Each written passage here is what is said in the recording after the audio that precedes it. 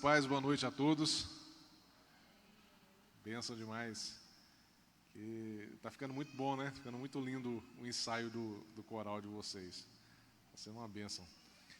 Você percebe quando uma igreja está saudável, é quando você vê várias atividades sendo executadas com amor e cada um sabendo o que fazer. Isso é uma igreja saudável. Tem sido uma bênção. Uma das marcas, né, da igreja saudável. Uma das marcas. Bom, já deu o horário, nós vamos começar. E eu queria pedir você para baixar a sua cabeça, nós vamos orar ao Senhor.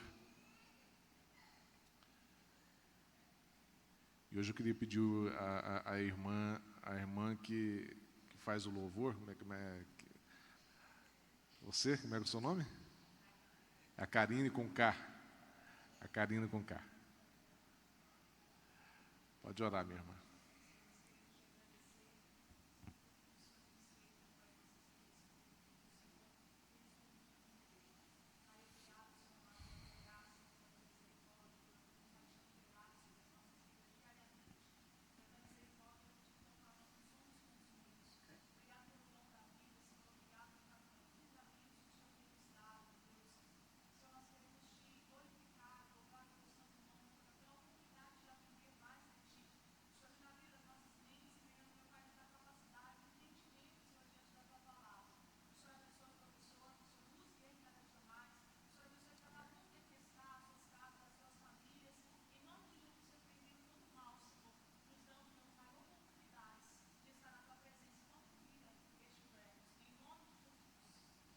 Amém. Bênção demais. Meus irmãos, bênção tem sido essas aulas. Você concorda? Você concorda? Então tem sido aí 6 meses de uma bênção mesmo. Nós temos aprendido bastante sobre as Escrituras. O intuito são 12 meses, né, nessa formação de teologia aplicada, né? Por que aplicada, pastor? Porque ela não visa uma teologia academicista para esse curso. Porque não precisa, porque ele é um curso para a liderança da igreja que já está em ativa, né? E para aqueles que querem exercer algo mais dentro da igreja ou dentro de grupos familiares, etc. e tal, né? Por isso é uma teologia aplicada. E, portanto, nós precisamos, como tudo, nós precisamos aprender sobre a teoria das coisas, como que funcionam as coisas.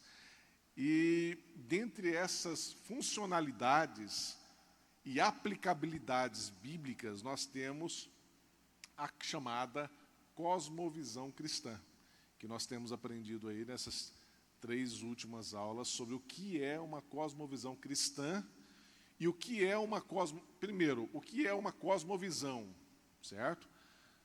Depois, o que é uma cosmovisão cristã? E outra, como eu aplico a minha cosmovisão no decorrer da minha caminhada com Cristo? Porque não tem como eu responder essa última pergunta sem que eu, primeiro, tenha a convicção de como andar com Cristo na vida. Se é que eu tenho andado de fato com Cristo.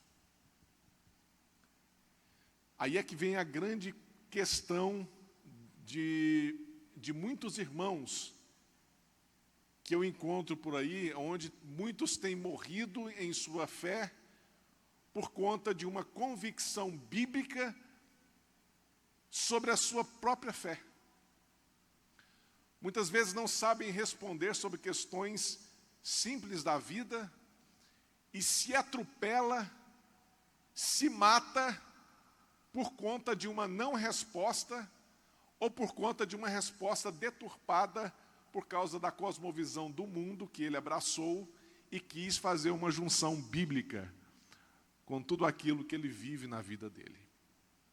Você deve conhecer muita gente assim, que tem a dificuldade de reconhecer que eu preciso estar sob o domínio das Escrituras Sagradas, o domínio e o senhorio de Cristo sobre a minha vida, para que eu venha não a adequar a Bíblia segundo a minha caminhada, mas eu preciso adequar, eu preciso aplicar as Escrituras no meu modo de vida, no meu estilo de vida, no meu modo de pensar, no meu modo de agir. É assim que nós fazemos. Isso é uma cosmovisão cristã. Só que muitas vezes nós deixamos atropelar por várias questões da vida. Nós podemos chamar de temperamento. Nós temos aqui a minha esposa, psicóloga. Ah, mas meu temperamento é assim. Eu não posso fazer nada. Eu não posso mudar a minha vida, porque eu nasci assim. Os mais velhos vão entender a piada. É o síndrome da Gabriela, né? Vocês assistiram a novela, né? Os mais velhos, né? Eu nasci assim, eu cresci assim, eu vou ser sempre assim. Gabriela, né? Não é a música? Então eu nasci assim, vou morrer assim e pronto. Não tenho interesse de mudar a minha vida, você está dizendo. Eu não tenho interesse de enxergar de outra forma a não ser essa. O que é principal? Eu não tenho interesse de viver de outra forma a não ser essa forma aqui. E se você quiser, você me engula e pronto. Nós temos visto bastante pessoas dessa forma e pessoas que têm morrido e têm matado outras pessoas emocionalmente por causa dessa cosmovisão errada. Porque o servo do Senhor, ele tem uma cosmovisão de mudança. Aprenda uma coisa sobre o que é uma cosmovisão em constante mudança, segundo as Escrituras. Nós nunca devemos julgar ninguém. E eu peço a vocês que sempre lembrem disso. Sejam um alfaiate na vida das pessoas. O que um alfaiate faz? Você vai fazer seu vestido, vai fazer sua roupa, você vai tirar uma medida com ele aqui. Já falei isso aqui, vou falar de novo. Aí ele fala assim para você, semana que vem você vem de novo, para a gente tirar outra medida. Você fala, ué, por que não tirou outra medida aqui já? Eu vou tirar semana que vem de novo. Semana que vem você vai encontrá-lo e ele vai tirar outra medida de você. Aí na hora que a roupa estiver pronta, mas você vem antes, porque aí nós temos que tirar outra medida. Metáfora para a vida. Toda vez que nós encontramos as pessoas, nós precisamos ser como os alfaiates. Tirar novas medidas todas as vezes que nós nos encontramos. Porque nós mudamos. E isso pode demorar um segundo para uma questão nossa de mudança. Nós somos seres mutáveis. Nós estamos em constante mudança, seja ela boa ou ruim. Nós precisamos ser como os alfaiates nas vidas das pessoas. Eu não posso querer te encontrar e querer que você se enquadre nas velhas medidas de ontem ou de antes de ontem. São velhas medidas. E querer que você se encaixe nessas velhas medidas. Não, são novas medidas. Meu irmão mudou. Não, ele mudou. Mas ninguém muda de uma hora assim para a outra, não, mas você não crê.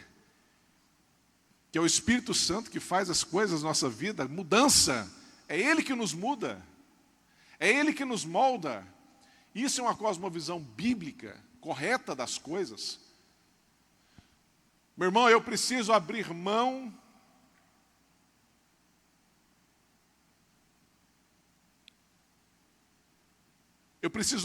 de mim mesmo, muitas vezes. Das minhas falas que eu tenho direito. Muitas vezes eu preciso abrir mão dos meus direitos para que a glória de Deus se manifeste de alguma forma. Porque não é gritando um com o outro que você vai achar o seu direito. Você perdeu o seu direito. não é expondo o seu irmão em público, é que você vai ter alguma coisa. Muito pelo contrário, você vai perder. Será que não é hora de mudar velhos hábitos da vida? E eu ser um servo na vida do meu irmão? O irmão falou, mesmo que foi dolorido, eu baixar a cabeça, tá bom. Às vezes eu preciso abrir mão dos meus direitos de fala, de réplica, de tréplica, de alguma coisa nesse sentido, para que o amor prevaleça. Nós estamos trabalhando em comunidade, nós somos todos voluntários, ninguém ganha para isso. Certo? Nós trabalhamos na nossa comunidade, nós não ganhamos para isso. Eu tenho o meu trabalho, você tem o seu trabalho.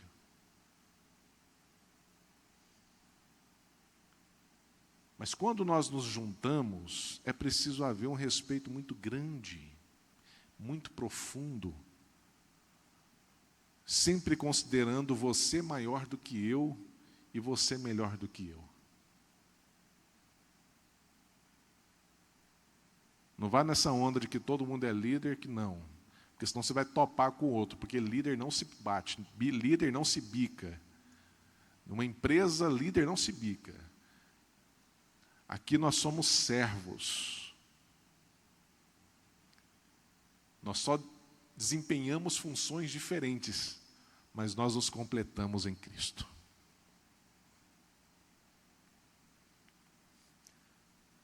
Abra mão do seu direito, ame o seu irmão. Amém? Então vamos lá.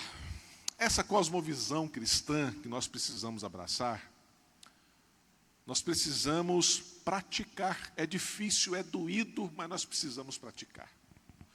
Porque enquanto o mundo está querendo nos provar o contrário, o nosso Jesus, ele nos une com uma cosmovisão em comum que todos os evangélicos têm, mesmo nas suas questões específicas.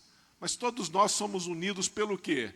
Nós temos a singularidade de Cristo, todos nós cremos em Cristo Jesus, a autoridade das Escrituras, nós cremos sim na autoridade das Escrituras, necessidade de conversão, nós cremos nessa necessidade. Só precisamos aplicar muitas vezes. A ação da igreja cristã no mundo, como o principal veículo da manifestação, coloquei 2 vezes, do reino de Deus. Vamos lá de novo? A ação, nós acreditamos na ação da igreja cristã no mundo, como o principal veículo da manifestação do reino de Deus. E o que o Senhor falou? Nisto conhecerão que sois os meus discípulos. Não é porque você fala bonito, não é porque você ora bonito, não é porque você canta bonito, não. É pelo amor. Aí quando chega uma pessoa perto de você, fala assim, você é diferente. Eu vi o que aquela pessoa fez e você ficou calado. Você aguentou firme. Agora lá fora isso é chamado de covardia, no mundo isso é chamado de covardia. Você deveria ter corrido atrás de seus direitos. Você deveria ter revidado. Você deveria ter levado na justiça isso. Enquanto que a lógica de Cristo é totalmente diferente. Se você quer ser maior, seja menor. Sirva. A lógica de Cristo é totalmente diferente. Isso é uma cosmovisão convertida de Cristo. 5. A ação como eixo orientador no anúncio do Evangelho. Ser evangélico, meu irmão, não é uma religião. Olhem todos para mim, por favor. Você pensa que ser evangélico é uma religião? Você está enganado. Existem muitas religiões. Mas ser evangélico implica em não ter religião. É o contrário à lógica de Cristo. Porque religião é o que acontece. É o que tem acontecido ali, ó, as guerras em nome de Deus, as guerras ideológicas em nome de Deus, o matar o irmão no nome de Deus. O que Cristo falou sobre religião? Vocês querem uma religião? Então vou dar uma religião para vocês. Que vocês sirvam órfãos, viúvas, e vocês assistam essas pessoas nas suas dificuldades. Se vocês querem uma religião, a religião é essa. Ser evangélico é aquele que anuncia o evangelho, aquele que é portador das boas novas de salvação em Cristo Jesus. Você lembra o que Agostinho de Hipona falou? Uma vez eu falei para vocês. Quando vocês forem pregar, anunciar o evangelho, se possível, você use palavras. Significa que o anúncio do evangelho, ele não é em seu absoluto falar, mas implica em praticar. Para que as pessoas glorifiquem a Deus por meio das suas obras. 6. A certeza de que nós, evangélicos, somos instrumentos privilegiados, porque fomos escolhidos por Deus, nessa manifestação da obra de Deus entre os homens. Você crê que você foi escolhido por Deus para estar aqui, anunciando as boas novas de salvação? Amém? Crê ou não? Convicção, hein? Final de ano, eu sei. Na página 21, eu creio que você deva ter lido, da apostila, nós vamos ver como essa ação ela pode ser perdida, como a ação evangélica de anúncio das boas novas pode ser perdida, ficar inativa as nossas vidas. Vamos lá? Pelo secularismo e o pluralismo cultural. Você lembra que nós vimos a semana passada sobre o secularismo e o pluralismo cultural que nós temos vivido? A pulverização mundana para o domínio de consciências evangélicas. Vou repetir. A pulverização mundana na sua vida, na nossa vida, para um domínio da sua mente, para que isso venha a ser maculado, para que você não pratique as boas novas de salvação. Eu disse semana passada e vou dizer hoje de novo, que Satanás mudou a estratégia. Antes ele matava pessoas, assassinava, fritava em óleo, assim como muitos profetas, crucificavam, estripavam em público como ignomínia. E hoje, sabe o que mudou? Há uma morte no meio do povo de Deus, e é chamado a morte das convicções em Cristo, a morte da fé. Por quê? Porque as pessoas têm misturado secularismo, a cultura secular, dentro de um cristianismo evangélico. As pessoas têm misturado esse pluralismo cultural dentro do meio evangélico, onde querem determinar como deve ser o nosso comportamento. Você precisa entender, a sua mente precisa entender, meu irmão, o seguinte: você já viu aquela fotografia, aquela que está o diabo de um lado e Jesus Cristo do outro, assim? Como se um tivesse gladiando ou lutando contra o outro? Não existe isso na Bíblia, viu, gente? Jesus não está em guerra com o diabo. Deus não está em guerra com o diabo. Porque o nosso Deus é soberano. Ele domina.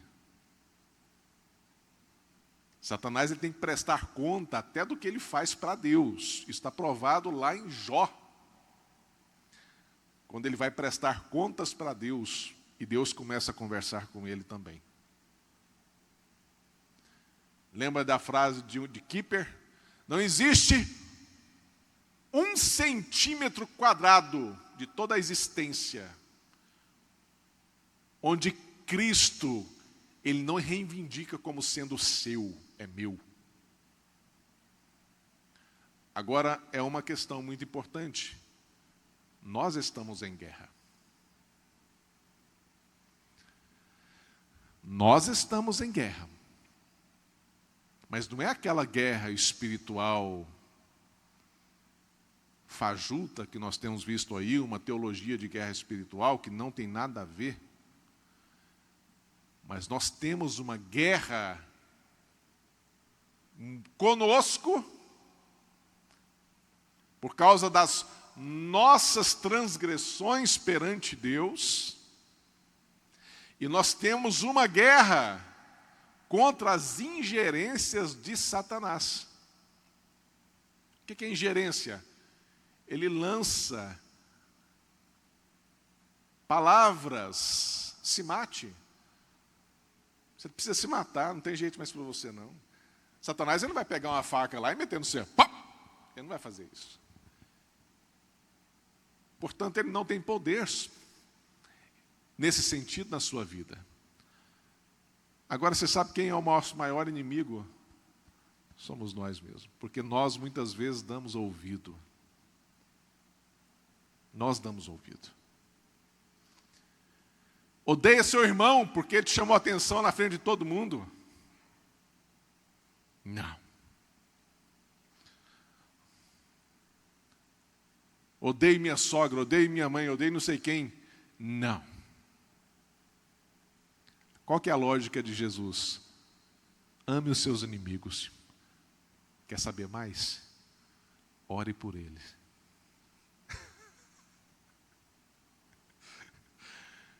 É tão didático o que Jesus faz conosco, é tão didático. Amar é difícil, mas eu consigo relevar. E nessa relevância que eu vou fazendo, eu vou procurando amar. Agora, orar pelo meu inimigo, cara, eu quero que caia um raio na cabeça dele e parta no meio em 2. Não é isso? Essa é a nossa justiça. Mas didaticamente, você sabe por que o Senhor fala para nós orarmos pelo nosso inimigo? Porque na oração você vai aprender a amá-lo. Senhor, eu não sei qual a dificuldade que ele tem passado. Ele pode estar chorando, ele pode estar passando por algum problema. Eu peço ao Senhor que venha na vida dele. Me use como instrumento na vida dele. Até que um dia, o Senhor faz da seguinte forma. Aquela pessoa, ela chega até você e fala assim, olha, está muito difícil, e começa a chorar. E você começa a amar aquela pessoa, você fala assim, de onde veio esse amor? Nós precisamos entender essa cosmovisão cristã. Nós precisamos entender, trocando em miúdos, mas é um miúdo de plenitude, nós precisamos nos converter a Cristo. Tem muitas pessoas que são convertidas a elas mesmas. Por causa de quê, pastor? Por causa disso aqui, ó, secularismo e o pluralismo cultural, que fala para eu odiar, que fala para eu tirar foto da injustiça que eu estou cometendo, que eu estou sendo acometido.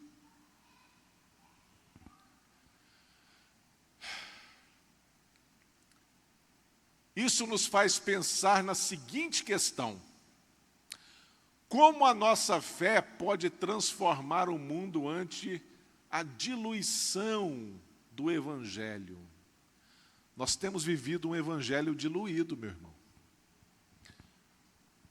Você lembra do Kisuke? Quem é da época do Kisuke aí? Você está velho, viu? O Kisuke, você pegava um pacotinho de suco desse tamanhozinho que você podia colocar no tambor 200 litros, que você fazia um suco. E dava... É ou não é? Hã? E você saía ainda com o dedo vermelho que ficava a semana toda. Você tomou muito Kisuke, né? Também. Oh, meu Deus do céu. É isso aí, meu irmão. É a diluição do Evangelho. Estão diluindo o Evangelho e está cada vez mais quase transparente a água ali, ó. Isso é o que estão vivendo segundo o Evangelho. Pegou a essência original, a essência propriamente dita do amor de Deus, e diluíram tanto que hoje nós vivemos uma coisa tão aguada, que o sangue de Jesus vermelho, ele está quase transparente dentro da água que você vive, ou que nós vivemos, ou que os evangélicos têm vivido ultimamente. Não adianta simplesmente mudar, eu preciso transformar.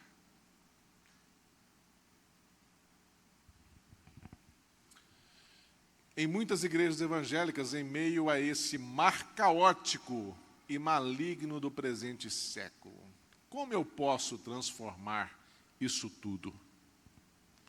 É uma pergunta tão retórica que nós sabemos a resposta. É praticando.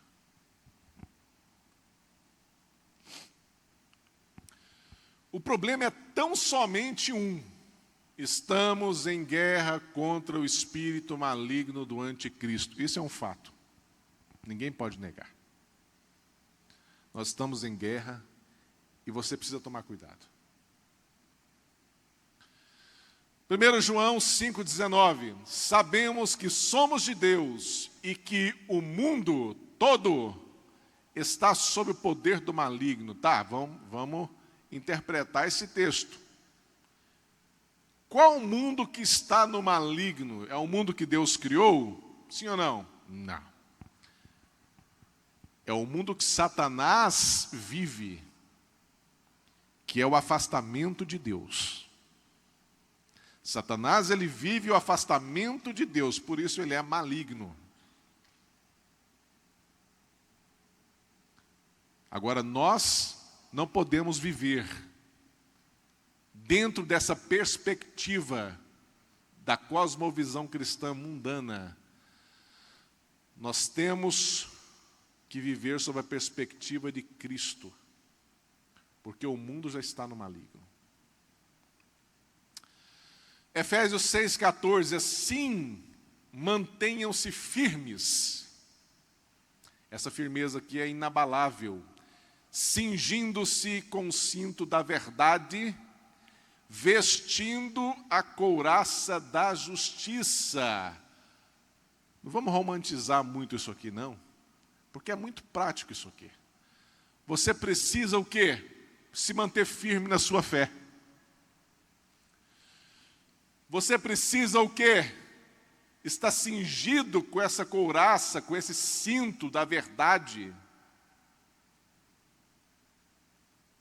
A verdade, ela tem que fazer parte de você. Você precisa vesti-la.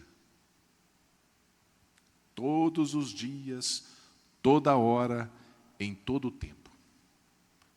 Ah, hoje eu vou esquecer isso aqui. Hoje eu não vou vestir o meu cinto da verdade.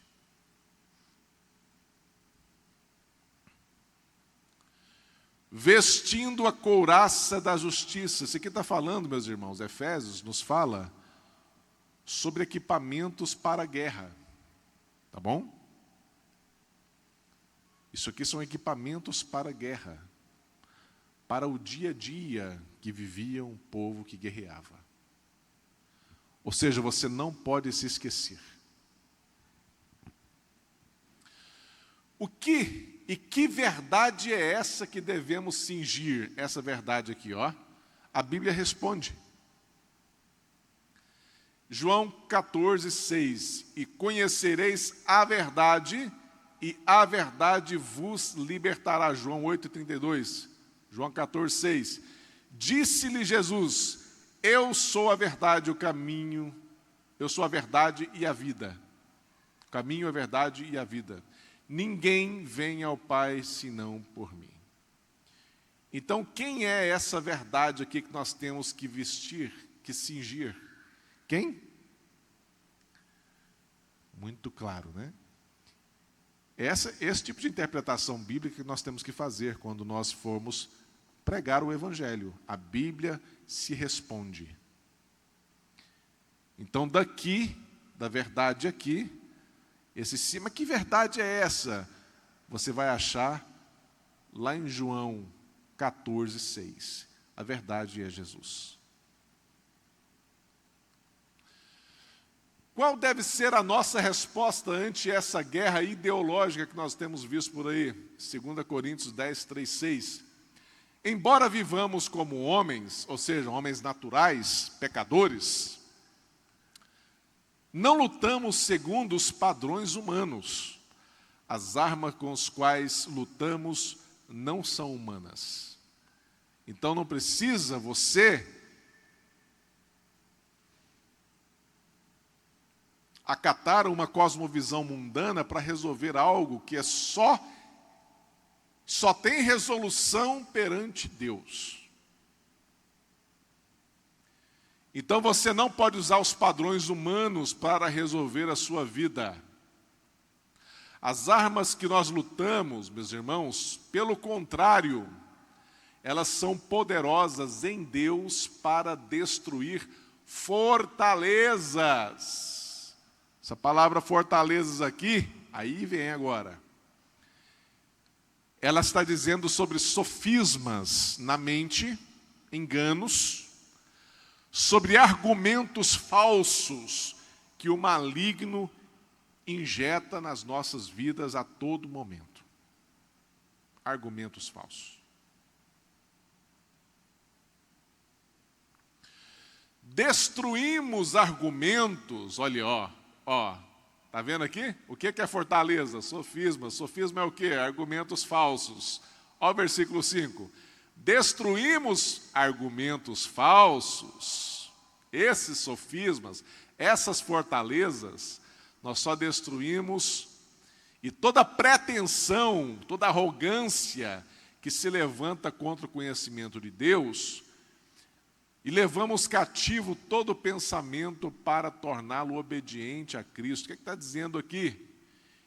Que esse sofisma, ele precisa ser subjugado, levado cativo. Nós precisamos ter a nossa mente levada cativo, ser presa, ter um dono, para torná-la obediente a Cristo, porque Ele é que deve ser o dono até dos seus pensamentos.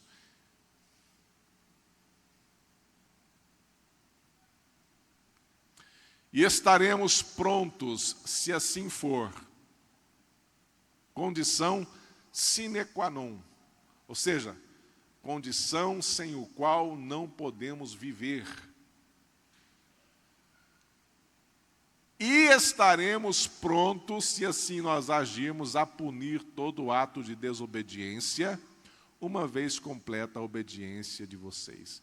Ou seja, se vocês obedecerem a palavra, vocês vão estar punindo todo ato de desobediência, porque agora vocês estão servindo a Cristo.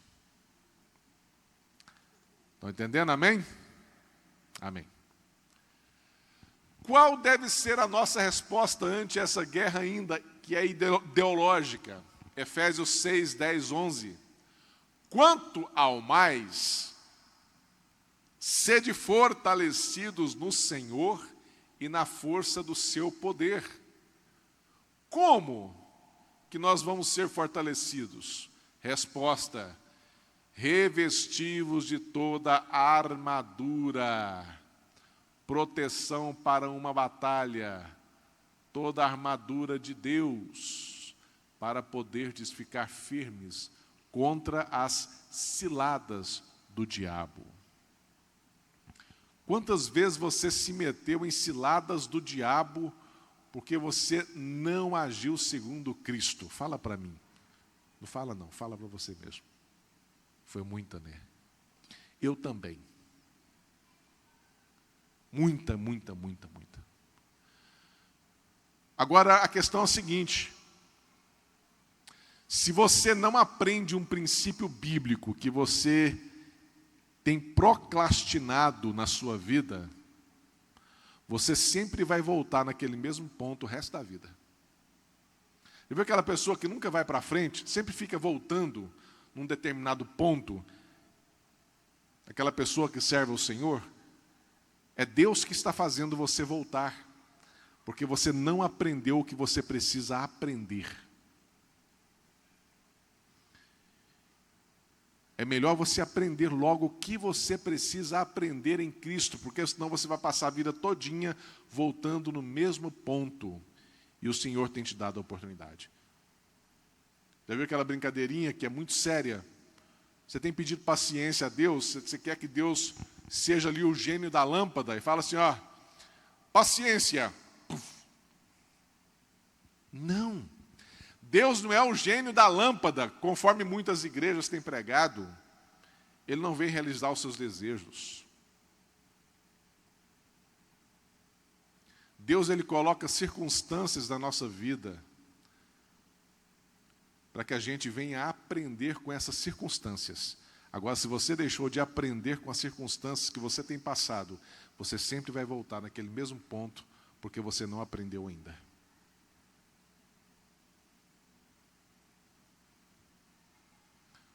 Eis aí, muitas vezes, a pergunta que você tem feito para Deus e você não tem obtido a resposta, porque a resposta está na sua frente. A resposta é: eu não estou obedecendo, eu não estou aprendendo o que eu preciso aprender. Sim. Você precisa, meu irmão, se revestir todos os dias.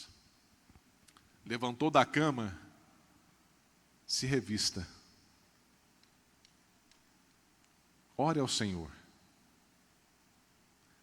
Primeira palavra que você fala com Deus, a última palavra do dia com Deus. Se revista das armaduras. Atenção, cuidado! Um outro evangelho está à frente. Paulo diz assim aos Gálatas, a igreja da Galácia, no capítulo 1, versículo 9: como já dissemos, agora repito, se alguém lhes anuncia um outro evangelho, ou um evangelho diferente daquele que já receberam, que seja considerado amaldiçoado. Quem que é amaldiçoado? O evangelho. Esse outro evangelho, não é a pessoa, tá? É o outro evangelho. Não é a pessoa que se vai amaldiçoar. Esse outro evangelho é que você tem que considerar amaldiçoado, que nem deve permear o seu coração.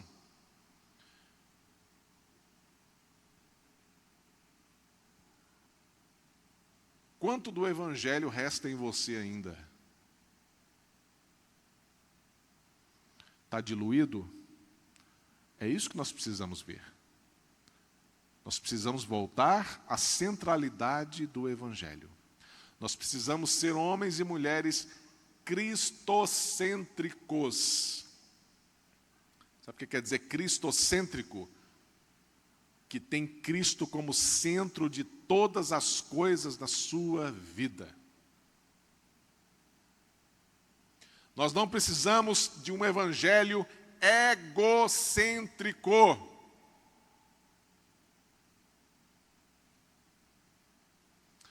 aquele evangelho que eu imagino, onde tem transformado esse Deus desse outro evangelho como o gênio da lâmpada agora.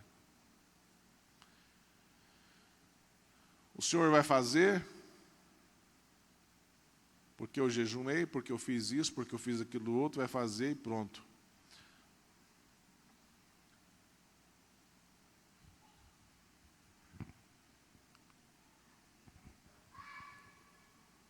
Engraçado, né? Um outro evangelho à frente. Olha só alguns exemplos, tá? Que eu estou falando para vocês. A unção da vaca. É o que, rapaz? É a unção da vaca. Pastor? Não, pastor não. É que nós estamos agora lendo aqui uma reportagem.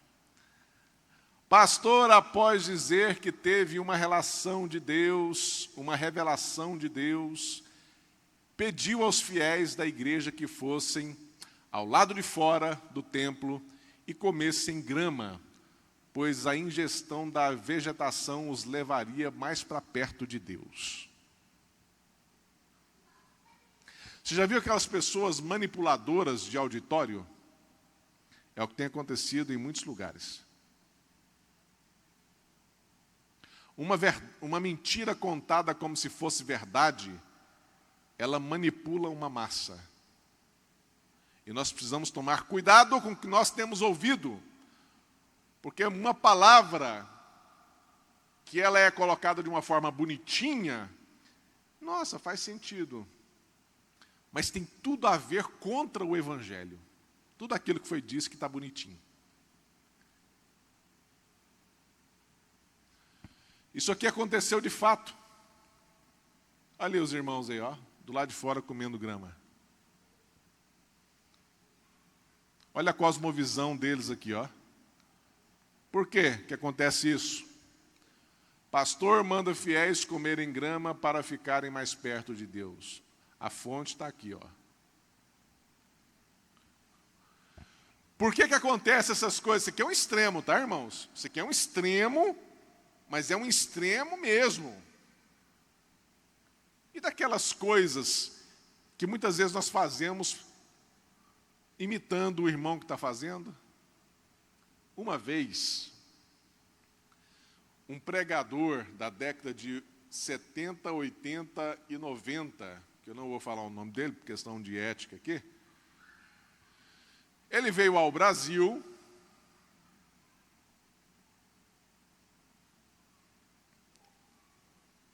e você precisa tomar cuidado com o que você lê. O nome dele é Benihim, tá? Benihim. E ele confessou que usava de indução psicológica em todas as conferências e cruzadas evangelísticas dele. Ou seja, ele manipulava as massas. Ele pegava ali uma parte da psicologia e acabava induzindo a massa a fazer coisas que ele falava que era de Deus. Um exemplo, se eu falar para você fechar os olhos agora, e eu colocar uma música de fundo, que as pessoas que fazem música sabem as notas certinho que vai tocar ali o coração da pessoa. Fica aquele negócio, né? Parecendo um mantra, né? E a pessoa fecha o olho e está aquele negócio. E aí o pastor, ele traz a voz para cá. Meu irmão, sinta a presença do Senhor Deus. Lá, começa, né? Assustou, né? Isso gerou algo emocional em você. Aí eu vou, de repente, o Senhor te diz. E você já está naquela pegada do dan. Entendeu? E ali você vai sentir o quê? Vai ficar emocionado com aquilo ali. E aquilo ali vai tocando o seu coração. E você atribui ao Espírito Santo aquilo que é totalmente humano, que foi uma indução psicológica que fizeram com você. Isso é muito simples, isso é matemático.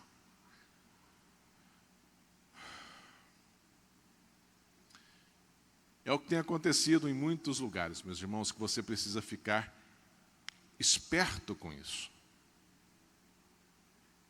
Aí você canta um hino.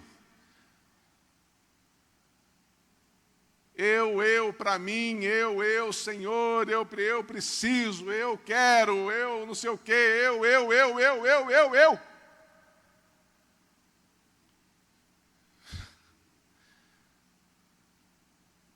O culto é para você. Deus está a seu serviço. Não é assim muitas vezes que a gente tem visto? Nós temos colocado Deus ao nosso serviço.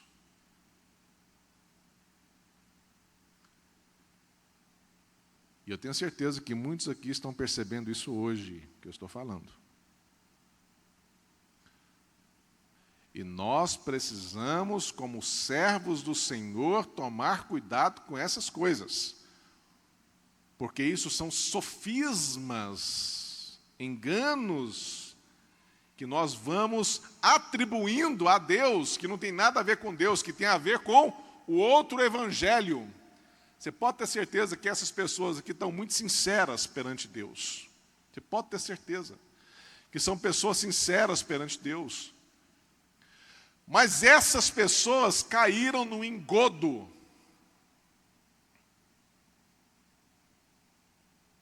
É uma igreja de mais de 2.000 pessoas, viu, gente?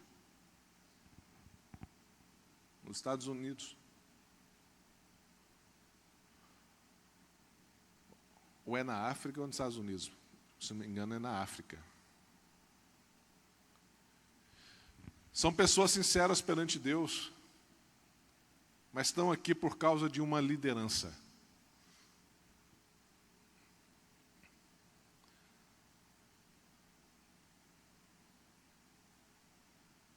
E eles não questionaram. Eles não pensaram. Por quê? Porque não têm recebido o Evangelho de Deus. Tem recebido um outro Evangelho.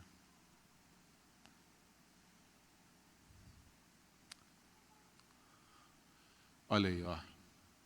A irmã comeu tanto capim que está aí, ó. Passando mal. A outra aqui. Olha aqui. Coisa aberradora, né? Pastor que dizia incorporar anjos para abusar sexualmente de fiéis é preso em Goiás, em Anápolis, tá? Ele falava que incorporava anjos, falava que tinha um sêmen santo e ia fazer sexo com as irmãs que estavam lá com sinceridade de estar lá querendo adorar o Senhor, e vem uma pessoa e manipula suas vidas. Um outro evangelho que Paulo fala. Ricardo Gondim transforma a Igreja Bethesda em comunidade inclusiva LGBTS. Olha aqui a fonte, ó. Está lá.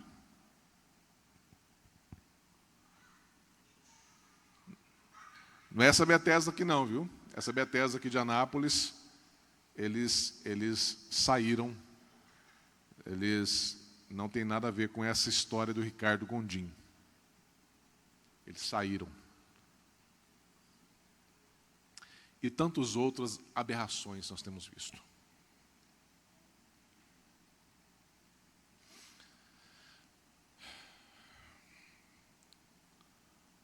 É assustador, né? Mas é isso que nós temos visto. Isso é uma cosmovisão, gente. No texto que nós lemos, na apostila que eu dei para vocês, se você quiser ela impressa, você me procura no final da aula, que aí na próxima semana eu trago. Eu tenho que trazer algumas apostilas aqui, eu trago a sua. Diz assim, essa conferência que teve aqui no Brasil, foi muito importante, que vai falar sobre o cristianismo evangélico. Ele tem sido essencial ou ele tem sido periférico na vida das pessoas? Ele tem sido um evangélico com E maiúsculo ou com E minúsculo, né? Uma brincadeira. Diz assim, nós evangélicos, tipicamente, somos pessoas que acreditamos na singularidade de Cristo. Acreditamos que Cristo é o único em nossas vidas. Na autoridade das Escrituras, na necessidade da conversão. Além disso, acreditamos que a ação da igreja cristã no mundo é o principal veículo da manifestação do reino de Deus. E que essa ação tem seu eixo orientador no anúncio da verdade do Evangelho. Nós evangélicos, caracteristicamente, nos vemos como instrumentos privilegiados na manifestação da obra de Deus entre os homens, o qual somos capazes de imaginar que tal papel possa ser perdido. O papel do cristão, ele tem sido perdido na evangelização. No ambiente pluralista em que nós encontramos, e secularizado em que nós nos encontramos, em que nós vivemos hoje, essa é uma condição desconfortável, para dizer no mínimo. Mas além de instrumentos de Deus, nós somos objetos de estudo acadêmico bastante interessante, embora nem sempre simpático. A pesquisa na área da cultura e dos fenômenos religiosos na sociedade contemporânea é um campo fascinante. E um dos temas preferidos nessas investigações tem sido o avanço do evangélico no país. Essas pesquisas não podem ser ignoradas por nós evangélicos. Por quê? Porque queremos entender como o mundo tem determinado o nosso modo de viver. O mundo, ele quer determinar o nosso modo de viver, nós vimos. E também como a nossa fé pode transformar o mundo. Aí vem a cosmovisão nossa. Como nós vivemos, por que nós vivemos, e como a nossa fé pode transformar o mundo. Pastor, minha fé não está mudando nem a mim, quanto dirá o mundo. Aí é um problema muito sério. Uma multiplicidade de movimentos de cunho espiritual emergiu, ou seja, brotou neste início de milênio. Surgiram novas e diversas seitas esotéricas e muitas outras coisas que têm permeado dentro da igreja evangélica. Nas tradicionais, nas pentecostais, nas neopentecostais, todos estão tendo problemas. Pode ser muito diferente. Muitas vezes na tradicional ele cai no secularismo. O tradicional, ele já está dizendo que o sexo entre casal, vamos fazer olho, vistas grossas. Não, fulano ali não podemos corrigir porque ele tem, né, ele é o cara do maior dízimo da igreja. Pessoas que não estão sendo corrigidas pelos seus líderes, elas vivem a mesma coisa a vida toda. É isso que está dizendo. A emoção, ela é procurada em primeiro lugar. Você sai lá fora e você acaba dando like ou dislike. O culto foi bom. Nosso culto hoje foi uma bênção, né? O culto não foi para você, meu querido. Quem tem que falar que foi uma bênção ou não é o Senhor Deus. Que foi bom ou não, o Senhor Deus. Você não tem que dar like para curso ou dislike no culto. O culto não foi para você. E as pessoas têm frequentado as igrejas pensando que o culto é para elas. Não, isso aqui tudo é feito para nós. Não, esse coral aqui é para o Senhor. Esse curso aqui é para o Senhor. É muito sério o que nós estamos fazendo aqui. É instruindo no caminho. Não é apontando o caminho. É instruindo no caminho, é andando junto. Muito sério isso. A emoção, ela é procurada em primeiro lugar. Aí a pessoa está aqui adorando, tal, e ela se perde totalmente e começa a achar que o culto é para ela. Entra na minha casa, entra na minha vida, mexe com a minha estrutura, sara minhas feridas, tal, etc. Eu quero.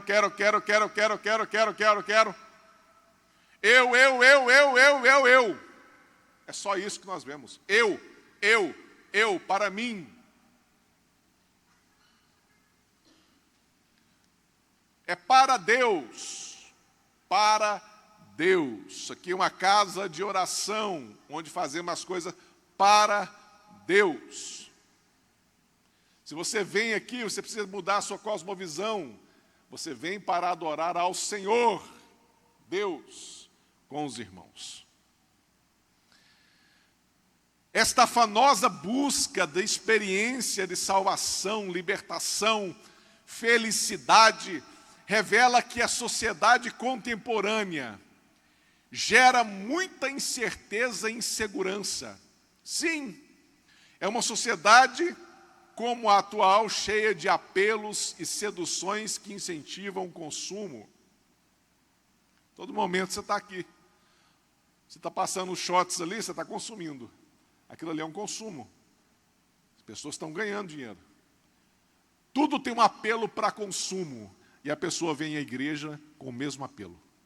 Eu preciso consumir Deus. Eu preciso consumir Deus. Eu preciso entregar o meu dízimo para ser abençoado. Eu preciso entregar as minhas primícias para ser abençoado. Não. Meus irmãos, você precisa entender o seguinte: buscar em primeiro lugar o reino do Senhor Deus e a sua justiça, e as demais coisas serão acrescentadas. E esse acréscimo é Deus que dá. A porção é para cada um segundo Deus. Não é segundo a sua justiça. Não é segundo a sua justiça. O seu querer. O que você dá, o que você não dá. O que você faz, o que você não faz. Não é isso.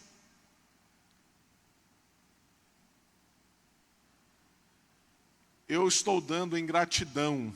Aí é outra história. Eu vou lá dar o dízimo, porque nós pegamos para pagar aqui, ó. Pagar aqui. É caro manter isso aqui. Tem salário de pessoas que trabalham aqui, que têm abençoado nossa vida. Então está aqui. Senhor, estou fazendo para o Senhor. Agora eu pego o meu cartão. Senhor, o Senhor prometeu infinitamente mais. Estou aqui para cobrar.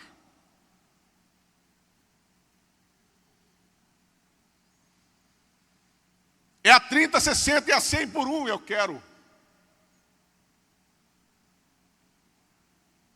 Eu exijo os meus direitos. Implicitamente é o que tem sido feito em muitos lugares. Uma sociedade como a atual, cheia de apelos e seduções que incentivam esse tipo de comércio, consumo, gerando insatisfação mais do que saciá-la. A pessoa sai da igreja vazia. Sabe que as pessoas que saem da igreja vazia, saem de um culto vazio? Porque a perspectiva dessa pessoa estava totalmente errada.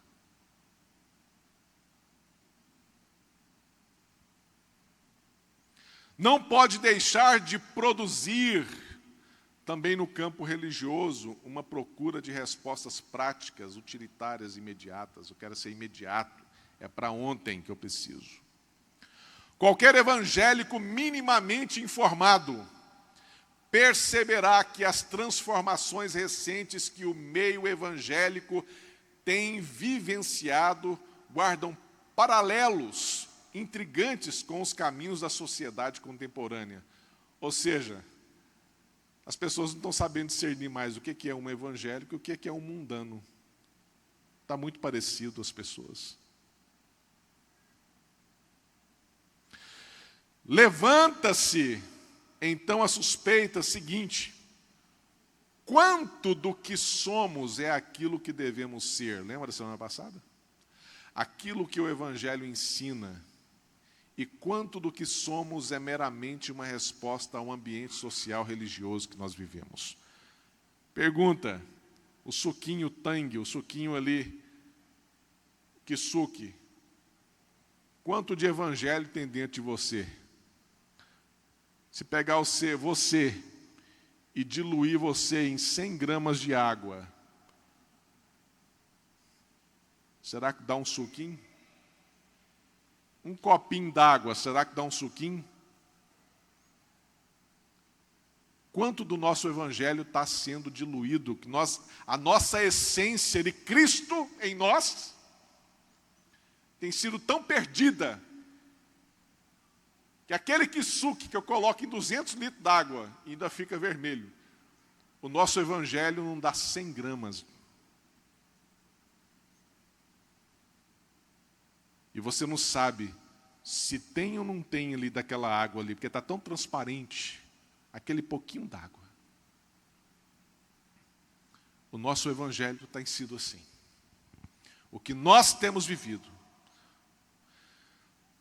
Levanta-se então a suspeita do quanto tem sido esse evangelho. Todo cristão sincero faz essa pergunta para si mesmo. Tem que ser sincero. Em algum momento da vida.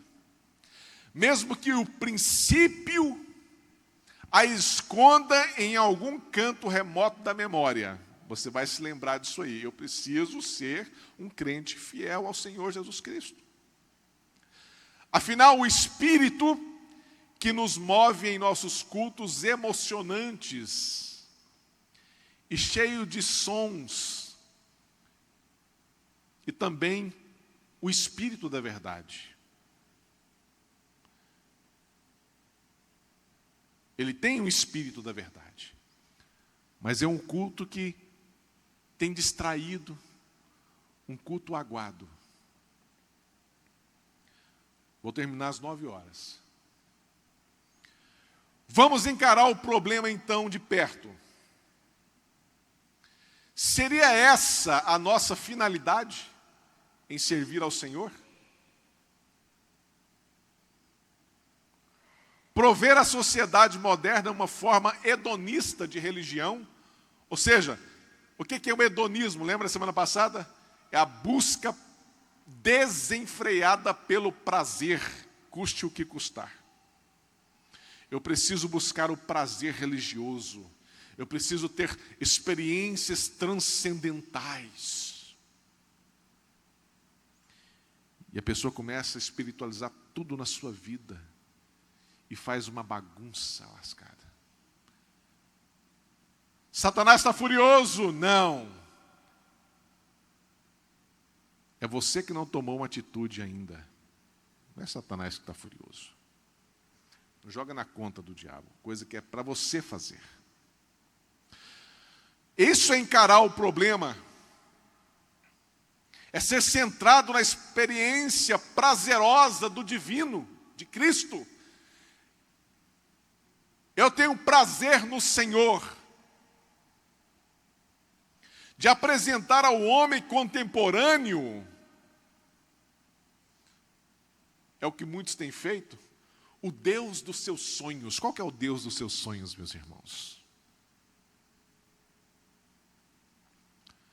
Sabe qual que é o Deus do sonho das pessoas? É o gênio da lâmpada. Estou a seu serviço.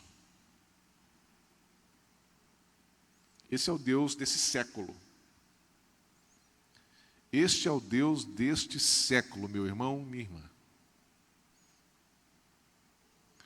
Um alívio de fim de semana está bom.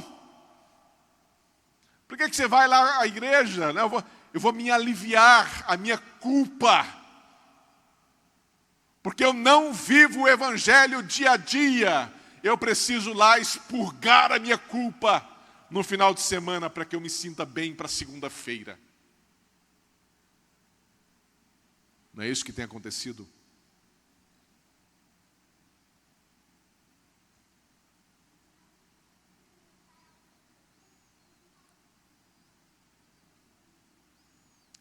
Em meio a todo esse movimento religioso, meu irmão, essa movimentação religiosa que nós temos visto, não temos nada de singular e essencial a oferecer do ponto de vista da relevância histórica.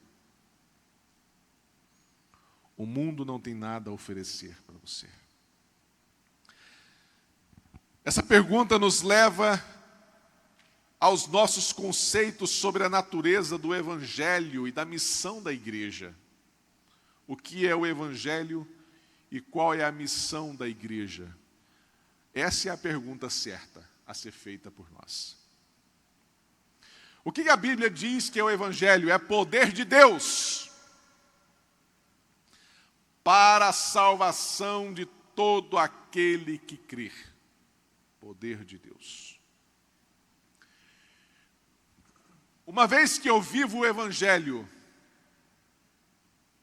a missão da transformação estará em minha vida.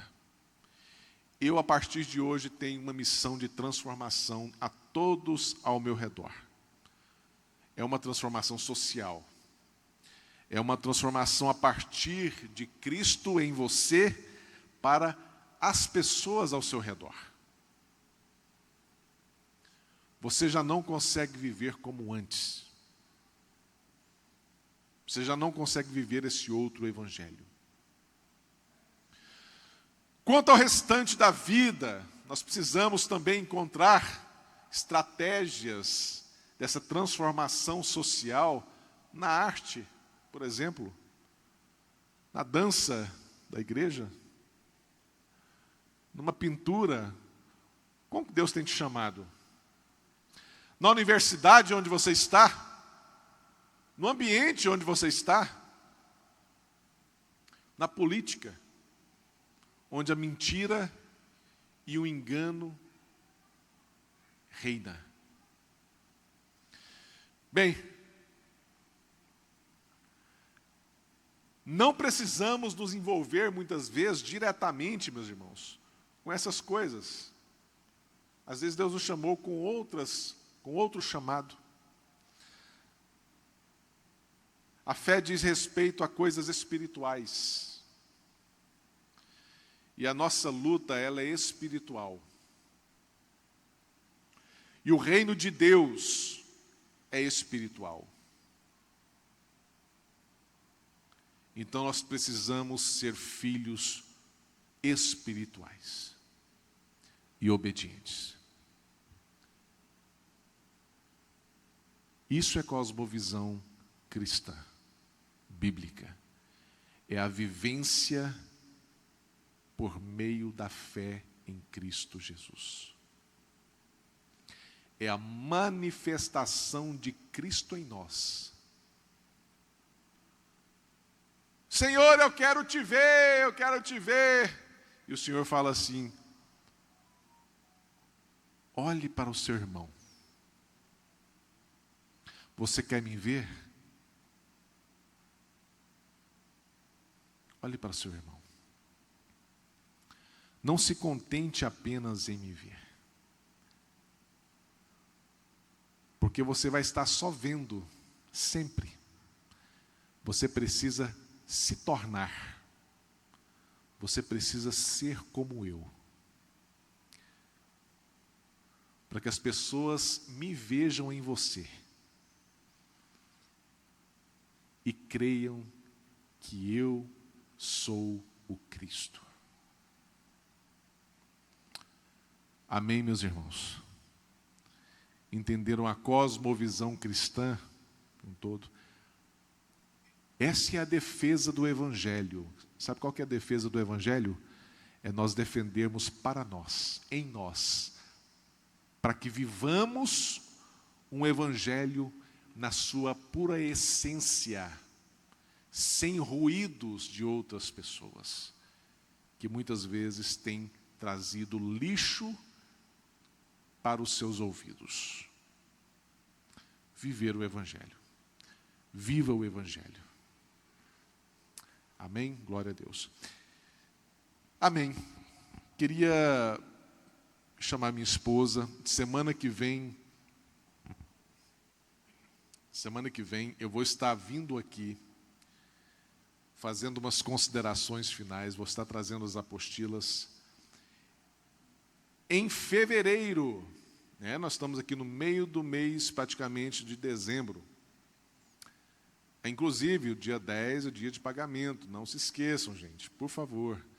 Porque se você não paga no dia 10, nós deixamos muitas coisas também atrasarem, porque é uma sequência. Então, tem pessoas que dependem também desse projeto. Em fevereiro, vai ser a primeira semana de fevereiro a aula, que vai dar que dia? Alguém olha aí para mim? Eu coloquei no site lá. Deixa eu olhar aqui. Segunda-feira, dia 5 de fevereiro, vai ser a nossa aula, tá bom? E nós vamos começar o ano, olhem todos para mim, por favor, com aconselhamento cristão. Você quer aprender a fazer um aconselhamento cristão? Aconselhamento de Deus, com a psicóloga, minha esposa, Nathalie, vai estar falando agora. Boa noite a todos. E então, a proposta do curso também é oferecer sobre a prática do aconselhamento cristão. Como que funciona, quais são as dificuldades, como que é ter uma ética no ajudar, no apoiar, no escutar, no instruir alguém, que pode acontecer, de você ter uma situação como essa e como que você vai se preparar para isso. Então, a proposta é levar esse conhecimento para vocês. E junto com o aconselhamento cristão, é entender sobre o cuidado com o outro, a importância do cuidado que eu tenho que ter com o meu irmão, com a minha irmã. Como que funciona isso numa comunidade, esse cuidado cristão?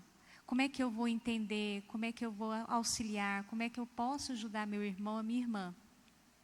Então, a ideia é trazer esse conteúdo e nós podemos tirar dúvidas, vai ter estudo de caso, eu vou pegar estudo de caso da Bíblia mesmo, para nós entendermos o comportamento daquela pessoa, por que que ela fez daquele jeito, por que que ela agiu daquela forma. Eu acho muito interessante a gente entender o comportamento do outro, e aí vai ser assim, bastante aberto para perguntas. Eu gosto muito da participação. É como se fosse uma conversa. Eu vou estar falando aqui, mas eu quero ouvir de vocês dúvidas. Como é que é isso? Como é que é aquilo outro? Então, em fevereiro, nós vamos estar aqui para começar esse trabalho. O estudo de caso, um dos estudos de Sim. caso é de quem? Olha, eu preparei alguns estudos de caso. Nós vamos estudar sobre o comportamento de Judas Iscariotes. Sobre como que ele chegou àquele ponto de trair Jesus. Outro que nós vamos estudar é Pedro, o comportamento de Pedro. Outro que nós vamos estudar é sobre Saul, o comportamento de Saul, do rei Saul. Então vai ser muito interessante. Tá bom. Obrigado. Meu bem, tem sido uma bênção na minha vida há 23 anos, graças a Deus. E esse estudo de caso de Judas, estudo de casos aí maravilhosos, olha, a gente aprende demais mesmo. A pastora Nathalie está partindo agora, vai partir para o doutorado dela, se Deus quiser, vai dar tudo certo. E uma mulher temente a Deus, uma bênção na minha vida. Eu amo você. Eu estou esquecendo de alguma coisa a mais? Assinem, por gentileza, a lista de presença, tá bom? Se você não pagou, por gentileza, efetue o pagamento. Se você ainda não pagou e conversou comigo, já, o prazo que a secretaria está dando é até na sexta-feira. Por gentileza. No mês de janeiro também terá mensalidade, porque são 12 mensalidades, porque são 12 meses. Porque o estudo é um estudo híbrido. O que é um estudo híbrido? Ele é presencial e também online, porque estará na plataforma 24 horas para você. Então, por isso, em janeiro, nós temos também a mensalidade no dia 10. Tá bom? Peço a Deus que te abençoe e até semana que vem com as apostilas. Ô, irmão Lázaro, tem como você espelhar o site CTAN? Nós vamos ter, a partir de janeiro, a camiseta, tá bom? Do CTAN. Se você quiser a camiseta do CTAN, ela vai estar disponível e você fale comigo também, tá? A camiseta do CTAN. Você vai estar vendo aqui, ó.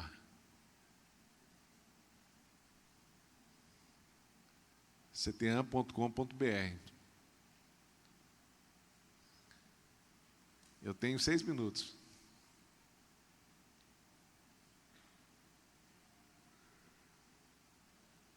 Tá.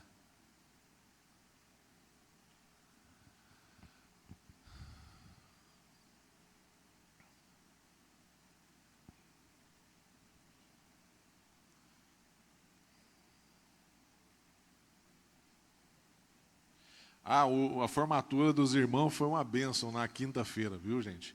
Depois vocês olham no site lá, tá lá as fotos. Uma bênção mesmo. O pessoal se emocionou bastante ali.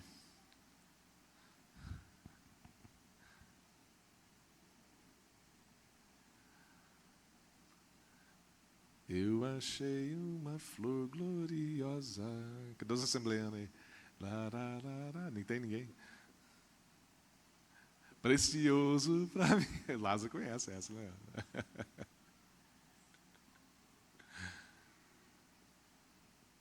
Você conhece essa, irmã, essa assembleia, né? Precioso para mim é Jesus. Olha o Lázaro lá, olha lá. Essa é essa época. Quando você for ouvir o hino da harpa, cantar o hino da harpa, eu gosto do 577. Em fervente oração. Acho bonita essa música. Em fervente oração. Conhece? É crente de velho também, né, pai? Quando tudo perante o Senhor. Vai dar certo, Lázaro? É? Precisa fazer uma oração aí, descarrego, alguma coisa nesse sentido? Joga um sal grosso daqui mesmo.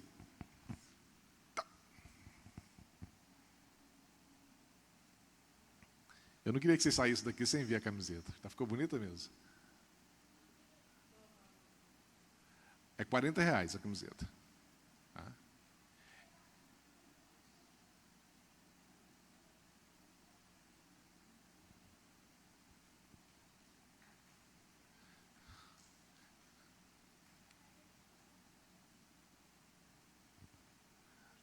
Não, aí você pode tirar o registro lá em cima e ficar só no .com.br.